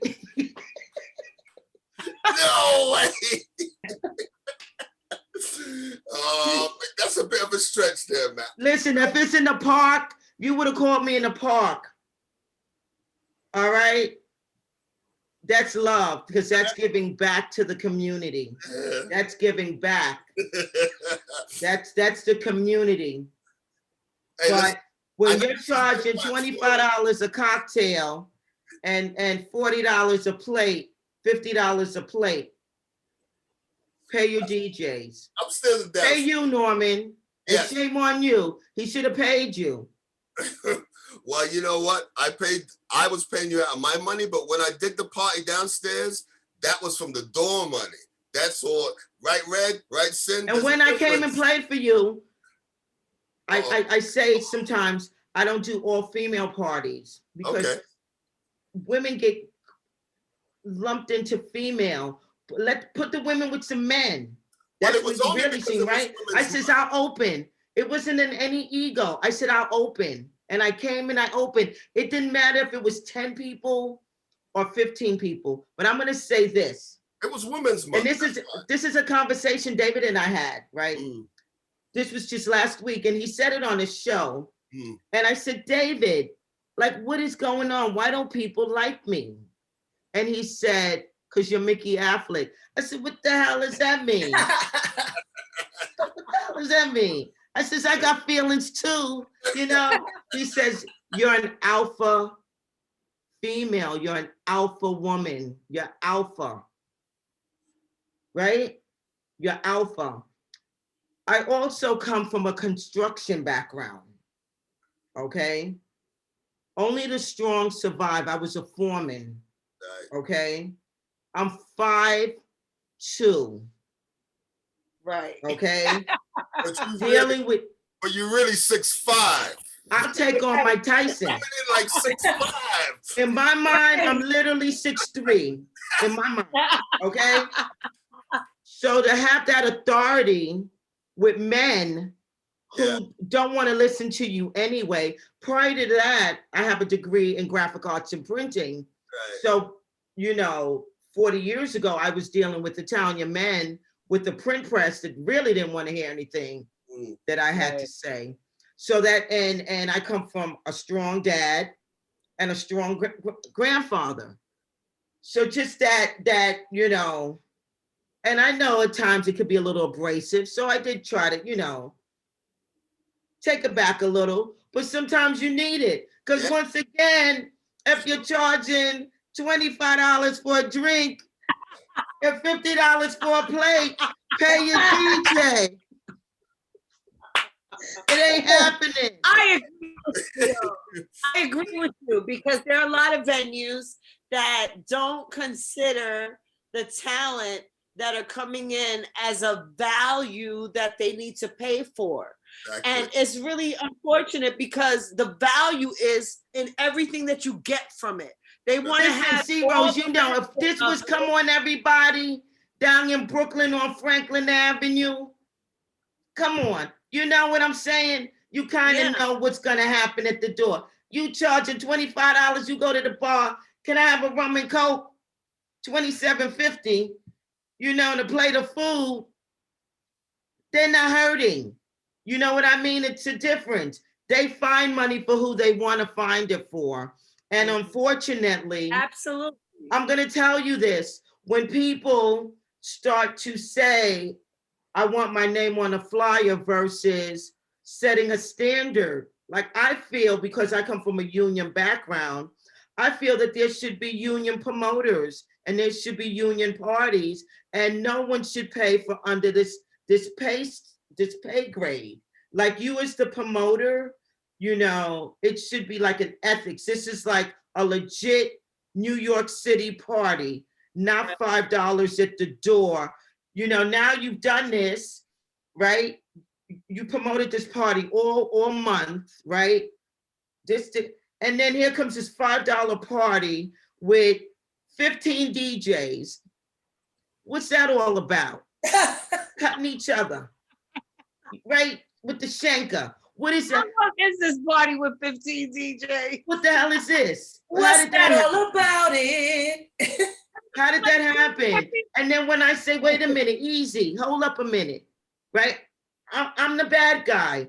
That's okay. I have no problem being a bad guy. I'll be that person, you know, but also I can't always be the voice. I can't, because you know what happens? I no longer speak up for women's rights.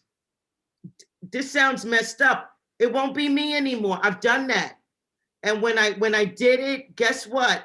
I was at the front of the line like this, and I'm looking, and ain't nobody behind me. Mm-hmm. And they will book everyone but me. Okay, so you know what? Let someone else be that voice. Let someone, you know what I mean? And it's a good thing. Women's Month. This is March, you know, but you just can't be about women in March. You got to be about women all the time. Well, it's like Black History Month. It's 365 days. Gave birth to you. Yeah, I mean. I will say this, Norman. I just heard what you said, that it's a young people's game, and I totally disagree with that. Well, this is the part of it. This is a part of it. The part of it is, and I'm speaking in general, meaning when you talk about politics, right? Even though we have our elders in the front of the line, you know, teaching all the younger people how to go about it, right? When all of the riots broke out, George Floyd, et cetera, it took lots of younger people to create this movement. When we're talking nightclubs, that's a different story because it's generationally, musically different. Mm-hmm. Okay, so you're talking about, so we're all round about the same age, yeah. All right, so for us to continue Soulful House, for us to continue Soulful House and Deep House, right? We as elders have to sort of set the standard, even though there are younger people that are playing house music and playing classics, etc. But the bigger genre of the music is hip hop. So we as elders have to teach the younger audience how to play. I just met this guy. I just found him on. I have a screen right here that has us all on it, right? And there was this guy, I was raiding after every show I do on Twitch, I raid somebody else's channel. So I bring everybody from my channel and go onto somebody else's channel. And someone said, so I usually throw out a little, hey, who should I raid? And someone put just the DJ.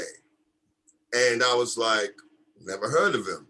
So while my last records are playing, I go out the room and I start listening to this guy, and I was like, he's playing like Jihad or something. He's playing like Beloved, like he's playing some shit.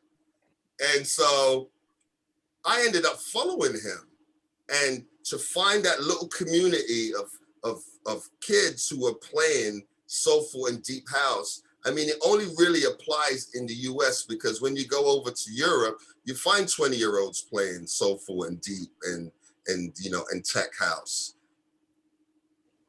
The US is very different. It's sort of an older person's game, but even though the music has evolved and they have their own style of what they feel like is tech and what is tribal and what is, because especially Afrobeat, is sort of a branch of the house music, which you can get younger people to play, to listen to Afro house. You know what I mean? So that's what I meant by it's a younger game in terms of politics, but in terms of the music, it's kind of our age group game.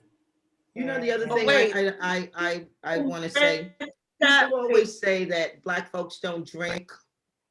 They don't. For the bar. They But don't. if they have food, you have to find, I'm telling you, serve some crabs, some crab legs. You make some money. Serve some shrimp. You gotta find it. Like we will spend money on good food. All right. Yeah. Dancers are not such heavy drinkers, but maybe if you had exotic punches and fruit drinks. But Mikki, that's not even a Black people thing, because like it was mentioned, Bentley's, The Shadow, all of those clubs or whatever, those people were drinking and drinking and drinking. We are spoiled. We're spoiled. And I agree. We're used to bringing in something in our back pocket. I agree. Not differentiating myself And that kind of them. That came from the garage, because they didn't serve alcohol. We're spoiled. It was dressed down. Everybody had their tab, a mask, or whatever their joy was. They did before they went there, because they know that they went in for the long haul. I think it kind of lowered the standard of, like, if you go to Jersey, they get dressed when they go out. The women get dressed when they go out in Jersey. I'm not talking about, ball gowns or whatever, but they bring their sex in. New York women are a little, a little different. Well, I have to say, sometimes they house on a house scene. Yeah. One thing I do have but to Harlem say, is sexy though, Norman. The Harlem crowd is sexy. Yeah, and I think I'm gonna come play for your party for $50 for some of them sexy people. And you know what? I give you 75 just because. Nah, 50 is good. 55, I do it for 55. But she gonna need 2 drinks. She gonna need 2 drinks. On top of that. You can take that excess and hire a promoter. Hello. Because Harlem is real sexy. I don't know if I can afford a promoter. I don't know. You got 2 of the best right here. We all gonna work together. Kim, I got you 2 drinks. But Harlem brings us sexy. You can keep your drink tickets, because I got it in the back pocket. Hey, you know it. But you know what? And it's interesting, because when I was talking about when I was coming up and I was living in both worlds of sort of the commercial hip hop world, and I was going like on the sneak tour, the deep house, and I would, and all these other places, and I go to the Palladium by myself, because some of my friends weren't into that, what I mean? So I would go by myself and just walk around and just like, just be like at awe. But because living in both worlds, and I can exist in both worlds, when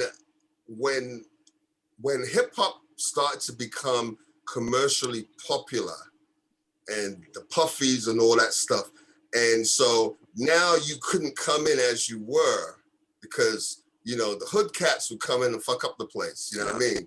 They're coming and be fighting and all that. So they made us dress code. So 1 minute I have to go to a dress code spot. And then the next minute I can go with a t-shirt and go down to the house music spot and just be easy. And then everything was great. But I think when the music started to separate in the mid and late 90s, you started to find more of the full sort of separation of the dance floor as well. And so the whole people who didn't want to dress up, you know, they would do perks in Harlem. Or if you didn't want to, you go to the tunnel, right? Or if the next level was Club USA, where you had to dress up. So it was sort of like that bounce from level to level. And then house music was always come as you are. You know what I mean? So it was sort of like, you know, like, well, am I dressing up? You know, like, when I came back, what was that movie? I'm gonna get you, sucker. When I came back, I was going so long. I came back. I have on my mink coat. Who's this pimp? You know what I mean? When Donnie see me undressed, I was like, what else is pimp? He's like, I think we overdressed, you know? And then you know you're not trying to check that coat. And it was funny, I tell you, about that time, Tunnel Club USA stuff, I was DJing at on Green Street at Spy Bar. So I used to do Sundays. I was DJing ATN, Eric LaPoe. We used to play the reggae. And one Sunday I had the night off. And so I was with my peoples and we were trying to decide where we're gonna go because it determined what we were gonna dress like. Mm-hmm. If we were gonna go to the tunnel, we could just go as we are. If we go to Club USA, we gotta dress up. And so we decided we're gonna dress up and go to Club USA. So we go over there, 40-something street, and we're standing in line, and all of a sudden, it got really rowdy. All of a sudden, like, girls on this side, guys on this side, and it was like the wind started to blow, and I'm looking at my friends, and they're looking at me, and it was like, this don't feel right, does it? And they're like, no, let's go to the tunnel. So I hadn't been to the tunnel in years. Now, Funkmaster Flex was there. So we go, just so happened, a friend of ours named Al was one of the security. So we walk in and he walks us right through the security. There's two metal detectors, everything. And I'm watching guys take their shoes off. They're taking off their belts. We think you're TSA, you know what I mean? And so we walk in and I walk to the end of the bar, at the front of the bar. So there's a dance floor, the DJ's up there. And so Al comes over to me and says, yo, no, come here. Don't stand here. I was like, why? It's like, yo, this is where all of the cats who just got out of jail, this is where they all celebrate right here. I said, all right. So we moved down. And then all of a sudden, Flex is on there. You know, Flex said, yeah, it's one time, we're gonna go, blah, blah, blah, right? then he goes, all right, we're gonna play the big one. This time it was, whoa. So it came in, boom, boom, boom, boom, boom, boom, boom, boom. We were like, oh, so all of a sudden, napkins, everything going in the air, the place went crazy. And me and my friends are like this, like, oh shit, this is about to go. So he pulled it back and he did it again. The place is going nuts and crazy. So he used to do this thing with the Benjamins and Buster. So he used to play the Benjamin, ding, ding, ding, ding, ding, and then he'd come in, doom, doom, doom, doom, and then he'd just go back, ding, ding, ding, and the place is just going absolutely mad, and we're having a great time. Then all of a sudden, at the end of the bar right there, all of a sudden, we saw this big scuffle, and security came through like frat boys came in through like this. They came in, they picked the guy up above his head, and they marched him all the way out. So at the end of the night, we had a great time. Talking, made fun, friends with the bartenders, because the bartenders were mad because what? Black people don't drink. So, so we had been tipping them and everything. So when we get home, on the news was Club USA, Club New York. There was a shooting at Club New York. That was the night when Puffy was with Jennifer Lopez and Shine did the shooting. And it was almost like when we were watching The Wizard of Oz and the wind and the security going, yo, go this way, go that way, go, and it's sort of like, just in general, the whole separation of how we dress and where we go and how we do it. It's like, it was very evident to me right there when I saw that. I was sort of like, I could have been in that club and the whole shooting and all of that stuff, you know what I mean? So I just feel like everything has sort of its place. And I love house music, I love going just like this, and sometimes you would be kind of sexy, but I mean, one thing about house music though, we don't have violence. No, it's not about that. It happens Not really. very We know each other. rare occasion, and when it does happen, the community swoops in and be like, yo, you're in the wrong place for that shit. Right, because we You're in the also, wrong place many for of that. us know It's not each the place. other.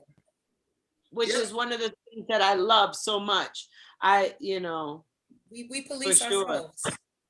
Well, you know we what? do. Well, you know what also, and I had this conversation, I think with Curve and Mark like a number of years ago. And it was sort of like the idea that when it comes to house music, it's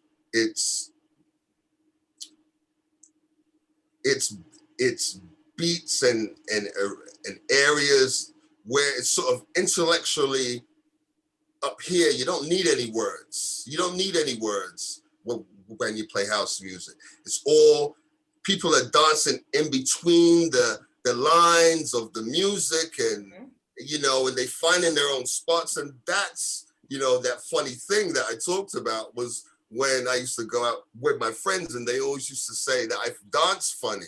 It's because I already loved house music and I didn't even know it, because I was just in my own thing, you know what I mean? So I thought about that just this past weekend, where you know what, it doesn't even matter if you don't know how to dance.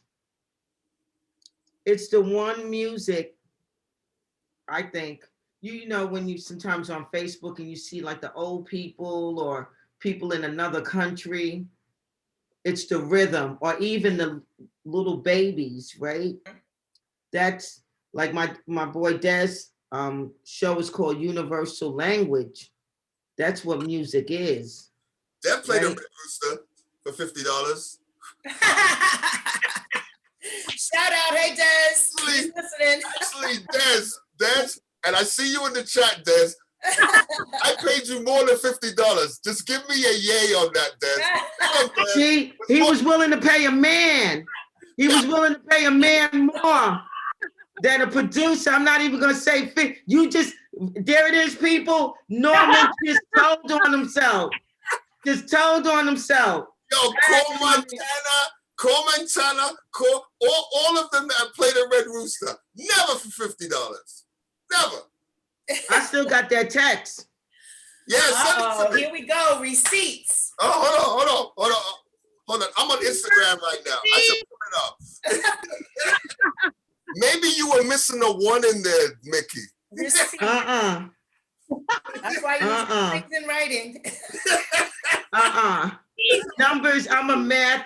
I can't spell word crap. But numbers, baby, I'm an engineer. I don't mess around with numbers, baby. Oh my God, I love this. He just told on himself. See, ladies, I fight for our rights. He just told on Well, I'm himself. behind you, Mickey. I'm Right behind here, you. we got the exclusive. Des, where are you in the chat, Des? Des, Oh, no, he's quiet now. me and Des quiet going now. back. Come on, Des. Des, tell him, Des, you played for me many a time. Like a mother right now. He's You quiet. see what I'm talking about, though? That came out just so, a matter of fact, he didn't even realize what he had said. Oh, that's good. Des, come on, Des. Come on, tell her, Des. Des, please tell her.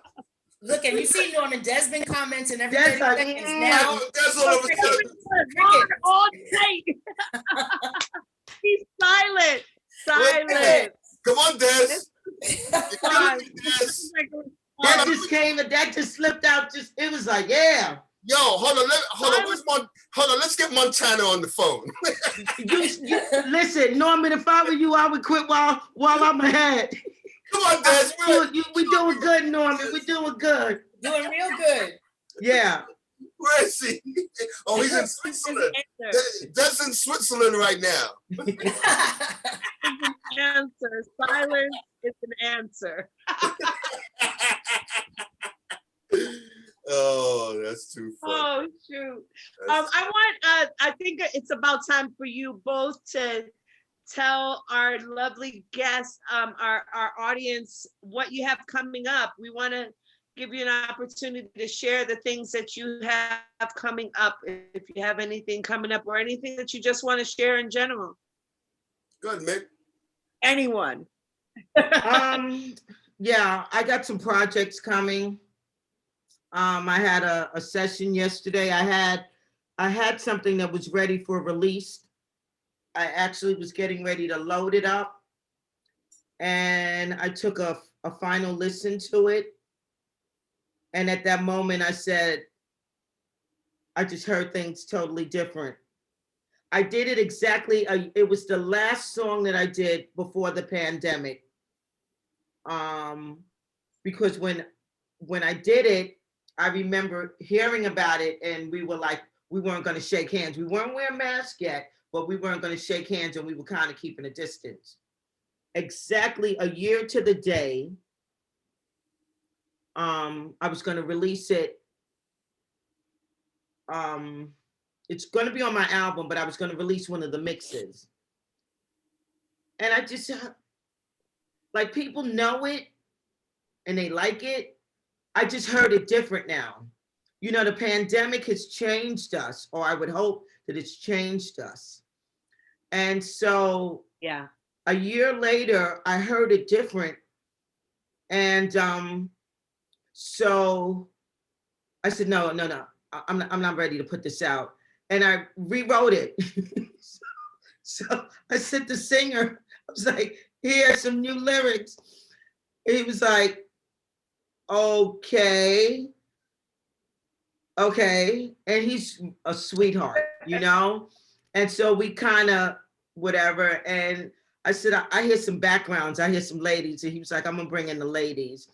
And so we did a session, which was like strange because to see everyone in mask and try to keep your distance. And then, you know, they get on the mic and they're like,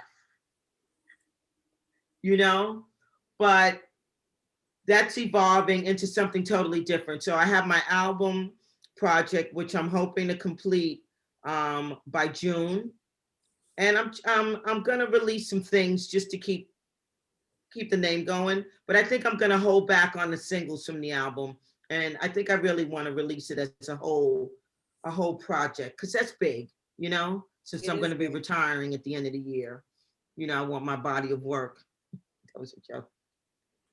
I want my body of work to just be one big body of work. So that's that. And I think I might be doing Sunday Sermon Channel. Huh? What'd you say, Norman? The Sunday Sermon Twitch channel. I'll do that. Yeah, we could do that. I like it. $50. How about free? We got it. Yeah, we got it. Yeah, I'm gonna do. I think I'm gonna do a Soul Sun Soul anniversary with the artists, because that was really great when I did the 10th anniversary. So it'll be 12 years. So I think I'm gonna do that. I'm gonna start planning that. Yeah. And then I got some other things that I'm working on that I'll be showing pretty soon. I'm not ready yet, but Donnie's got something going on that I'm gonna be helping her with, and it's amazing. So I'm gonna that's another reason why it's time for me to give back, as a partnership. So I wanna really go 100% with her dreams. I think that's only fair. Yeah. That's awesome. That I is love- awesome. And I'm real excited about it too. Yeah. All right, Norman, what you got coming up? So it is Women's Month. Sunday Stormin Twitch page. I'm gonna be doing a whole bunch of amazing DJs for the month, female DJs for the month. But on my Twitch channel. But I will be I do a regular Wednesday, which is called Disco Sequestered. And I just play 70s, I play disco, I play remixes, I play breaks. Did you get my disco album? No, I didn't. Can you send it to me? Do I have to pay for it? I'll send it to you. Dallas! I will buy it, Mickey. I will buy it. I'm just playing with you. But it's actually been like, I do Sunday sermon sequestered. So my whole series is called We Are Sequestered. We are sequestered in the house. So we're sequestered. So disco sequestered on Wednesday. That's 2 to 4 on Wednesdays. And then I do our traditional Sunday sermon sequestered on Sundays from 2 to 5. And I've actually, one thing that's come out of this was that you have gotten to meet people from all over the world, and, all DJs who are playing now, or even us speaking right now, we really have to consider that, we are speaking to an international audience. And I have people from Brazil, Australia, New Zealand, London, Toronto, that I've met on these channels, and they've come into mine, and people, and we all kind of build.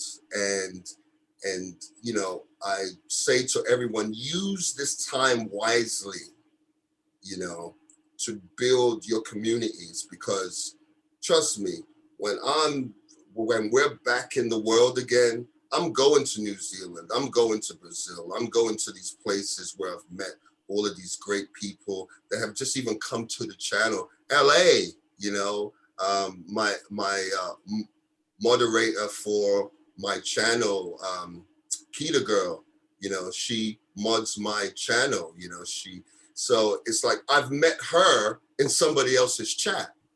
So I say to everyone, use this time wisely, because you can really build off of this.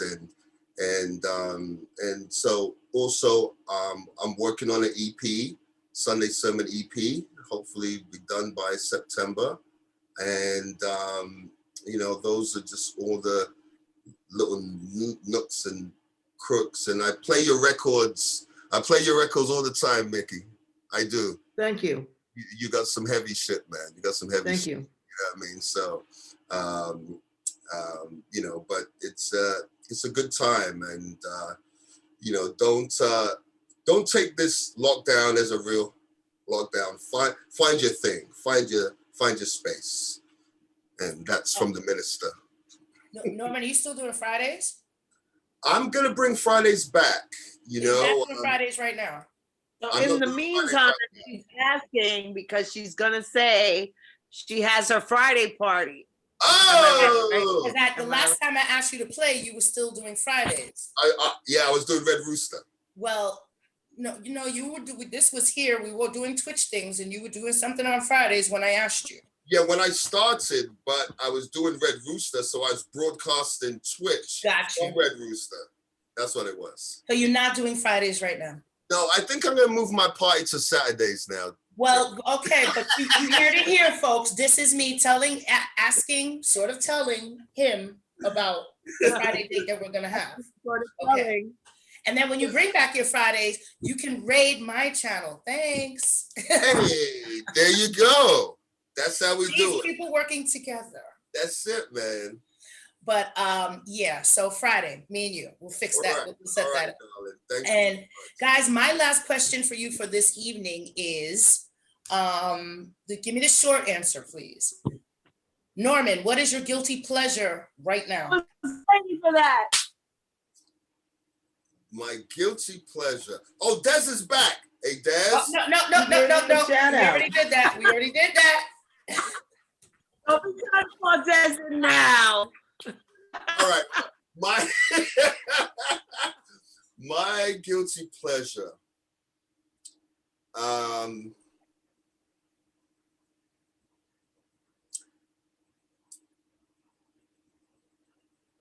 My guilty pleasure is trash TV. Trash TV. Come in. I watched. My sister actually put me onto this because she loves trash TV. Love After Lockup.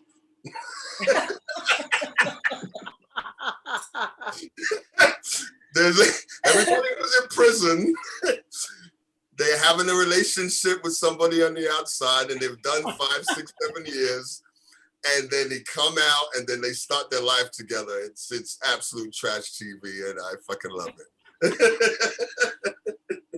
That's great. Mikki, your That's guilty good. pleasure right now. I don't really have one right now. If you would have asked me maybe a couple months ago, What was it a couple months ago? I want to know. And why you gave it up.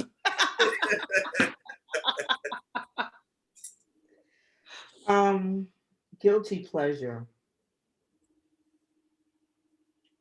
Food. Okay. I'm a foodie.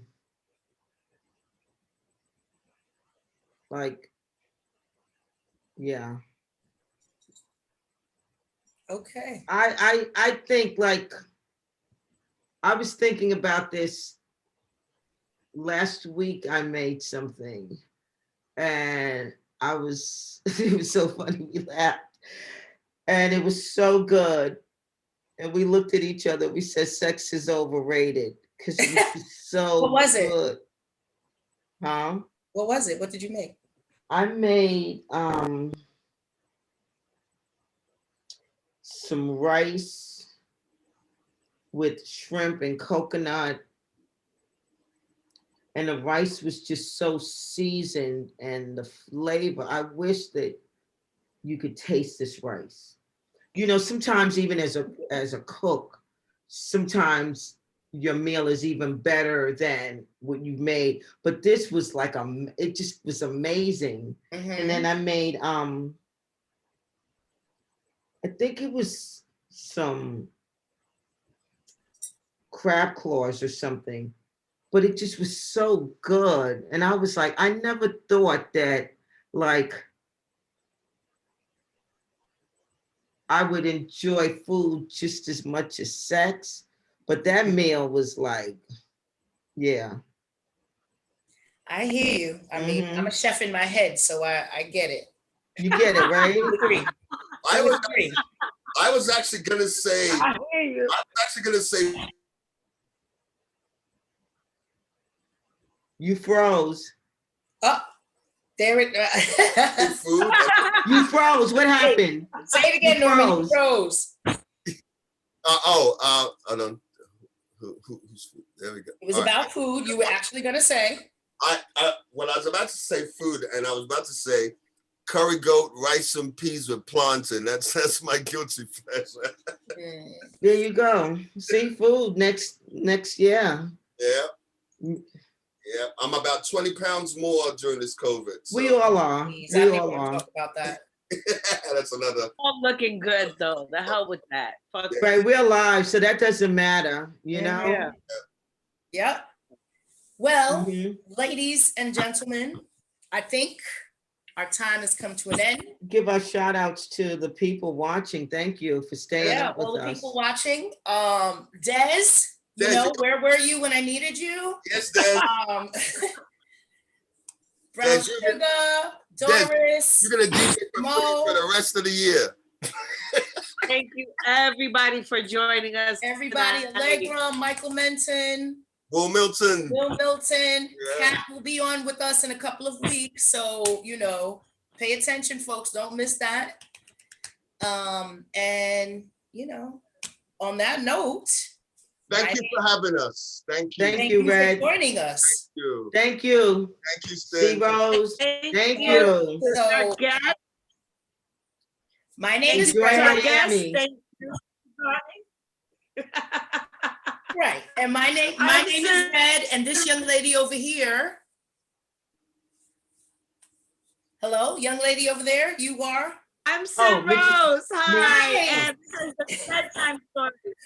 Bedtime. So thanks, guys. And you know, Kat. Hey, Kat. Thank you. Mikki, Norman, this Thank was you. fun. Thank you so much, guys. Doris. Good night. Thank you. All right. All right, and good night. Later. Good night. All right.